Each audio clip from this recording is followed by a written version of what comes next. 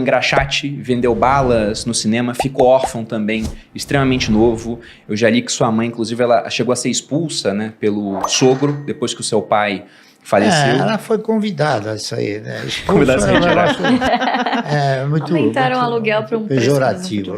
E como que você se interessou por Bolsa de Valores em uma época também onde a informação não estava dispersa como está hoje, onde simplesmente todo mundo vê vídeo na internet, pessoas que já tiveram sucesso. Era um outro Brasil. Como é que foi esse começo?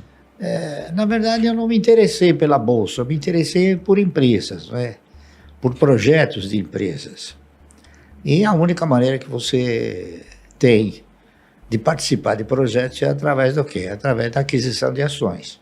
E aquisição de ações você é obrigado a fazê-lo na Bolsa. Então, a minha preocupação maior não foi a Bolsa, tá entendendo?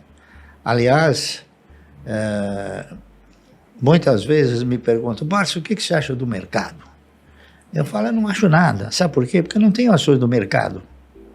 Eu tenho ações de empresas. O que você acha da Bolsa? Eu não tenho ações da Bolsa, eu tenho ações de empresas. Então, se você quiser debater sobre as empresas, sobre as quais eu tenho posições, a gente vai debater. Sobre o mercado é muito difícil, né? E quantos anos você tinha quando comprou a primeira ação? Olha, eu devia ter acho que uns 20 pedrada. Quase 30, né? Mais maduro. Quase 30? Então, digamos... Não, 25, depois dos 25. Eu tinha 20... Eu tinha 27 para 28 anos. Eu não me lembro, que a gente fez as exatamente, porque, pô, eu Faz tô com bastante 84 anos, né? E eu não me lembro o dia, a hora, o momento, né? Eu me lembro que eu comprei, né? Você lembra mais ou menos o ano? Olha, foi por volta de 1967, foi um pouquinho antes. Já era o período do governo militar, então. Período militar. Porque o que eu acho interessante, né? A gente não vai colocar exatamente a idade, mas entre 25 e 30, pegando aqui o que a Louise falou, que de vez em quando eu recebo pessoal perguntando se está muito tarde para começar. Nossa, tô com 30 anos, não comecei a investir em ações. O pessoal pega o exemplo, até o seu, por exemplo, que começou a investir com 14 anos, ou o Buffett, quando ele fala lá fora que comprou as primeiras ações com 10 anos, inclusive fala até que ele estava desperdiçando a vida antes. Então, lógico que começar antes é sempre muito melhor. Mas você não começou investindo logo de cara, então você trabalhou um tempo até descobrir sabe o investimento em empresas. A maioria do cidadão brasileiro, ele desconhece o efeito multiplicador que existe em você adquirir ações. Então, ele desconhece a perspectiva de ganho que tem nas ações. Então, se ele começa com 30, ele já vai achar que ele está velho demais. Não está, entendeu? O ganho em ações é uma coisa que ele é imprevisível, entendeu? Então, você sendo bem orientado, não há dúvida nenhuma que você vai ganhar, você vai ser muito melhor beneficiado do que qualquer outra aplicação. E quando você começou a comprar essas primeiras ações, o intuito já era formar uma carteira que um dia seria responsável pela sua aposentadoria, pela sua previdência ou não? Eu pensei no seguinte, em 1970, 71, foi uma época em que a economia passou a exercitar uma forma mais real, não é isso? E nessa ocasião, a maioria dos fundos de previdência privada começaram a quebrar. Então, inúmeros fundos que ainda hoje se comenta, né, que eram fundos particulares.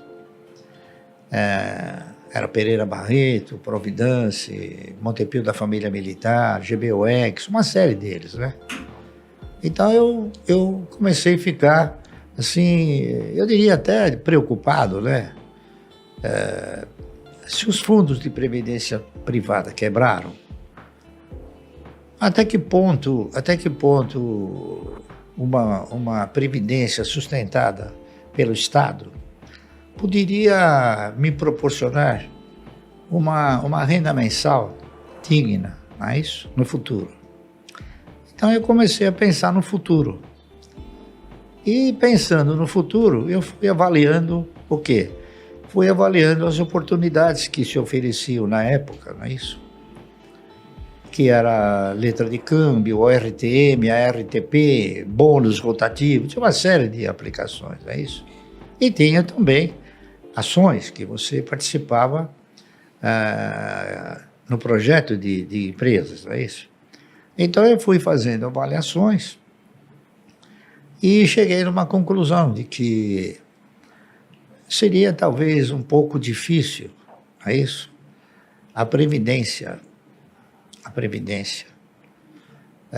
proporcionar um retorno. Então eu fui buscar uma outra fonte de previdência, uma outra fonte. Então eu examinei inúmeras fontes, a RTM, o RTP, bônus, LC, tá certo? Contratos mercantis, enfim. Cheguei na conclusão que as ações, elas ostentavam e reuniam condições, se você tivesse a participação em bons projetos, em projetos de empresas futuristas, de você estar assemelhado com a postura do controlador ou dos maiores acionistas. Então eu comecei a fazer o quê? Um estudo mais profundo de algumas ações de empresas que pudessem garantir ao longo de um período, não é isso? Longo, essa condição, a condição de te proporcionar uma renda mensal. Então eu comecei a analisar com bastante profundidade, não é isso? E acabei fazendo o trabalho daquela que eu interpretava ser a empresa que melhor poderia suprir um projeto de 30 anos. Por quê? Porque se você tinha que contribuir 30 anos para a Previdência, eu interpretei o seguinte: por que não comprar 1.000 ações por mês durante 30 anos? Não é isso?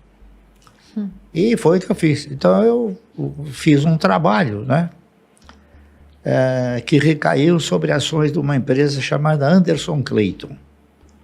A Anderson Clayton é uma empresa que eu acho que vocês não conhecem, não sei se vocês conhecem. Não conheço. Não conheço. Mas ela produzia tudo que era Claybon, tá certo? Amendocrem, ela fazia óleo Claybon, né?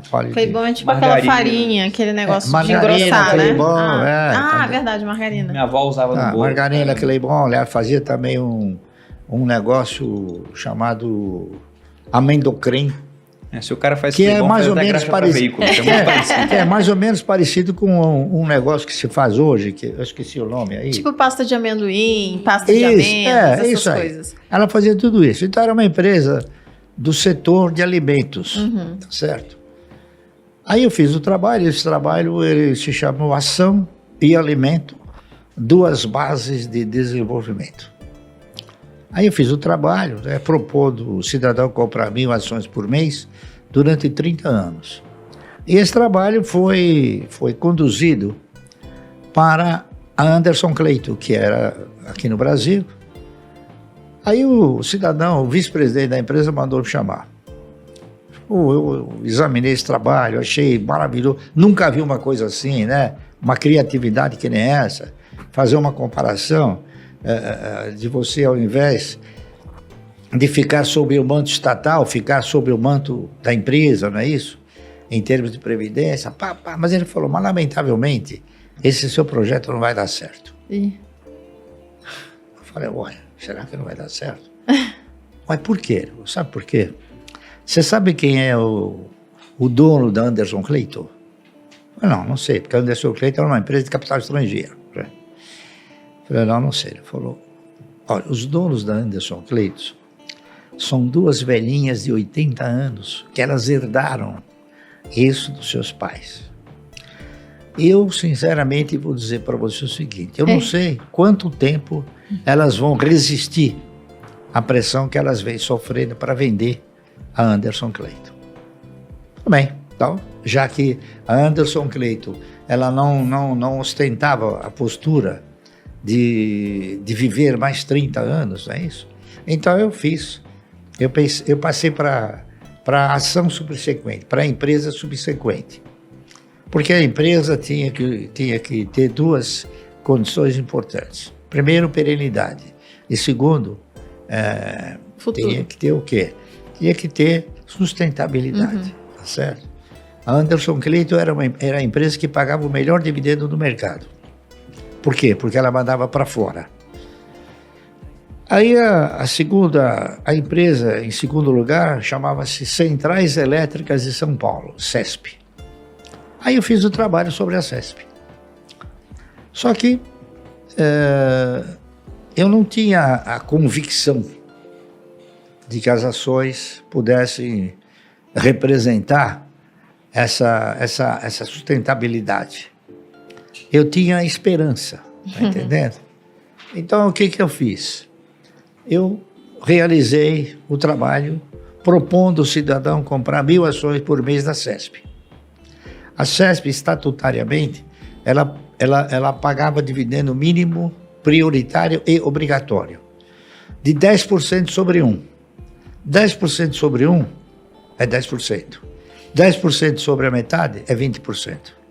Então ela custava 45, 50 centavos.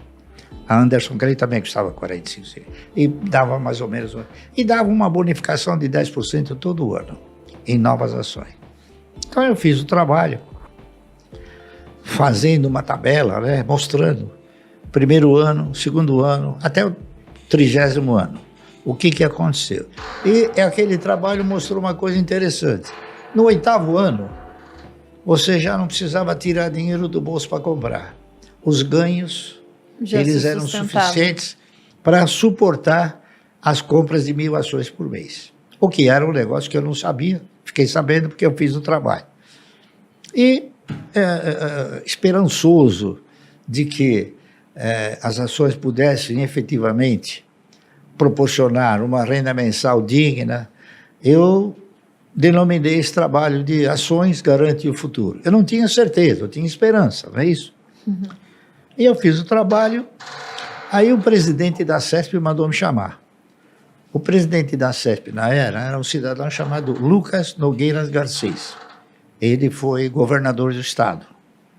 E o diretor financeiro era um cidadão chamado Moacir Teixeira. Aí eu fui, conversei com ele me chamou lá no salão nobre lá da CESP.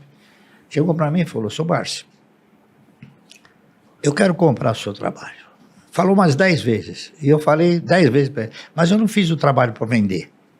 Fiz o trabalho porque eu sou do mercado e eu quero mostrar a minha contribuição para o mercado, se é que ela tem alguma validade. Não, ele elogiou o trabalho. Até que no fim eu cheguei para ele e falei assim: "Me diga uma coisa, para que o senhor quer o trabalho?" Ele falou: "Eu quero o trabalho porque eu vou editar esse trabalho." Peguei o trabalho e falei: "Não precisa me pagar nada." Ele ficou assim, ele falou: "Sabe de uma coisa? Eu vou mandar fazer esse trabalho e vou botar o seu nome, coisa que eu jamais faria." E ele fez. Mandou editar o trabalho com o meu nome. Ações Garante o Futuro. Então, agora eu tenho dito para ela o seguinte: esse título que eu coloquei era o título da esperança, tá certo? E hoje? O que eu diria hoje? Eu modificaria esse título? Claro. Eu acrescentaria um O. Então, Ações Garante um ótimo futuro. Com certeza, né? Deu Essa certo aqui é a verdade. Deu certo. E então, agora está aprovado, né? Depois então de tanto é tempo. uma coisa que, seguindo os padrões de comportamento que eu segui, a disciplina que eu sempre procurei desenvolver e a paciência, não é isso? Tudo isso acabou sendo muito importante, porque ações elas foram feitas para comprar, não para vender, entendeu? A maioria, a primeira pergunta que o cidadão faz quando ele quer entrar no mercado, ele fala: "E a hora de vender?" Falo: "Mas a ação não é para vender, é para comprar." Talvez nunca tenha hora de vender. Porque, veja bem, é um contrassenso você imaginar que você vai formatar uma carteira de renda mensal, comprar as ações para que essa carteira possa sustentar uma renda mensal. Se você quer uma renda mensal, por que você vai vender? Senão você elimina a possibilidade de uma renda mensal. Você está vendendo a vaca leiteira. Né? Você está querendo simplesmente viver da picanha, e não do leite. Então é isso aí. Então, isso aí não é nenhuma... Eu não sou nenhum sábio. Ao contrário, eu sou um estudioso, isso sim. E isso fez com que as coisas evoluíssem. Então, esse programa que eu criei, por incrível que possa parecer, no 8º ano eu já estava aposentado. Não com os valores de hoje, mas, claro, já acenava para uma que eu